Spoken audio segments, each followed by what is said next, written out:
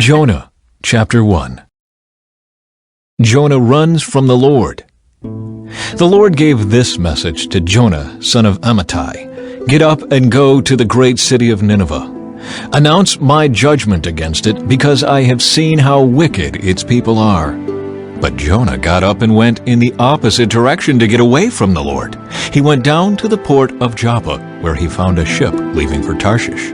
He bought a ticket and went on board, hoping to escape from the Lord by sailing to Tarshish. But the Lord hurled a powerful wind over the sea, causing a violent storm that threatened to break the ship apart. Fearing for their lives, the desperate sailors shouted to their gods for help and threw the cargo overboard to lighten the ship. But all this time Jonah was sound asleep down in the hold. So the captain went down after him. "How can you sleep at a time like this?" he shouted. "Get up and pray to your God. Maybe he will pay attention to us and spare our lives." Then the crew cast lots to see which of them had offended the gods and caused the terrible storm. When they did this, the lots identified Jonah as the culprit. "Why has this awful storm come down on us?" they demanded. "Who are you? What is your line of work? What country are you from? What is your nationality?" Jonah answered, "I am a Hebrew, and I worship the Lord, the God of heaven, who made the sea and the land." The sailors were terrified when they heard this, for he had already told them he was running away from the Lord. "Oh, why did you do it?" they groaned. And since the storm was getting worse all the time, they asked him, "What should we do to you to stop this storm?" "Throw me into the sea," Jonah said, "and it will become calm again. I know that this terrible storm is all my fault." Instead, the sailors rowed even harder to get the ship to the land, but the stormy sea was too violent for them, and they couldn't make it. Then they cried out to the Lord, Jonah's God. "O Lord," they pleaded, "don't make us die for this man's sin, and don't hold us responsible for his death. O Lord, you have sent this storm upon him for your own good reasons." Then the sailors picked Jonah up and threw him into the raging sea, and the storm stopped at once. The sailors were awestruck by the Lord's great power, and they offered him a sacrifice and vowed to serve him. Now the Lord had arranged for a great fish to swallow Jonah, and Jonah was inside the fish for 3 days and 3 nights. Chapter 2. Jonah's Prayer.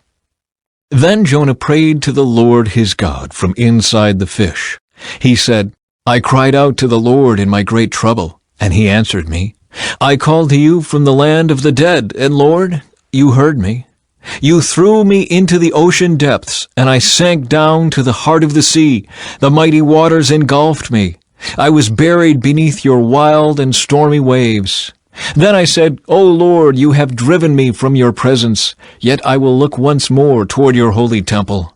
I sank beneath the waves, and the waters closed over me. Seaweed wrapped itself around my head. I sank down to the very roots of the mountains. I was imprisoned in the earth, whose gates lock shut forever. But you, O Lord my God, snatched me from the jaws of death. As my life was slipping away, I remembered the Lord, and my earnest prayer went out to you in your holy temple. Those who worship false gods turn their backs on all God's mercies. But I will offer sacrifices to you with songs of praise, and I will fulfill all my vows, for my salvation comes from the Lord alone.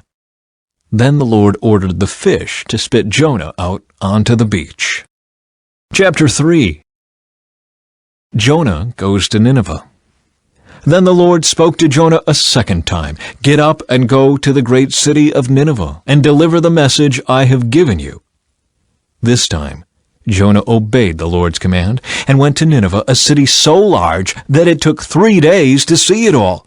On the day Jonah entered the city, he shouted to the crowds, 40 days from now, Nineveh will be destroyed. The people of Nineveh believed God's message, and from the greatest to the least, they declared a fast and put on burlap to show their sorrow.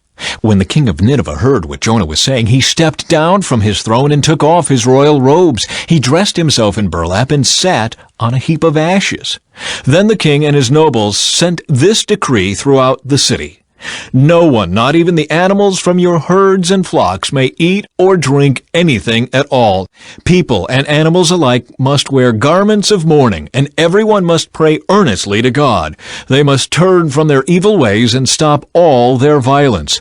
Who can tell? Perhaps even yet God will change his mind and hold back his fierce anger from destroying us." When God saw what they had done and how they had put a stop to their evil ways, he changed his mind and did not carry out the destruction he had threatened. Chapter 4. Jonah's anger at the Lord's mercy. This change of plans greatly upset Jonah, and he became very angry. So he complained to the Lord about it. "Didn't I say before I left home that you would do this, Lord? That is why I ran away to Tarshish. I knew that you are a merciful and compassionate God, slow to get angry and filled with unfailing love. You are eager to turn back from destroying people. Just kill me now, Lord. I'd rather be dead than alive if what I predicted will not happen." The Lord replied, "Is it right for you to be angry about this?" Then Jonah went out to the east side of the city and made a shelter to sit under as he waited to see what would happen to the city. And the Lord God arranged for a leafy plant to grow there, and soon it spread its broad leaves over Jonah's head, shading him from the sun. This eased his discomfort, and Jonah was very grateful for the plant. But God also arranged for a worm. The next morning at dawn, the worm ate through the stem of the plant so that it withered away. And as the sun grew hot, God arranged for a scorching east wind to blow on Jonah. The sun beat down on his head until he grew faint and wished to die. "Death is certainly better than living like this," he exclaimed.